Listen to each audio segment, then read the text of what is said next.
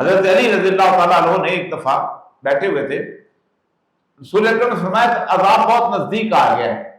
آپ نے یہ نہیں پوچھا کب آئے گا کیسے آئے گا، کہا رسول اللہ صلی اللہ علیہ وسلم بتائیے اس سے نکلنے کا راستہ کیا ہے۔ اس کا مطلب سب سے پہلے آپ کو یقین ہونا چاہیے کہ یہ چیز پہلی چیز جس کی وجہ سے یہود و نصارہ کی امت پر عذاب آیا، آج ہم پہ وہ بدرجہ اتم موجود ہے۔ یہ سورہ بقرہ کی آیت کے اندر اللہ نے بتایا افتؤمنون ببعض الکتاب وتکفرون ببعض فما جزاء من یفعل ذلک منکم الا خزی فی الحیاۃ الدنیا ویوم القیامۃ یردون الی اشد العذاب وما اللہ بغافل عما تعملون۔ یہ عذاب ہم پہ مسلط ہو چکا ہے، آنکھیں بند کریں یا نہ کریں نظر آتا ہے۔ اللہ فرماتا ہے یہودیوں پہ عذاب اس لیے آیا،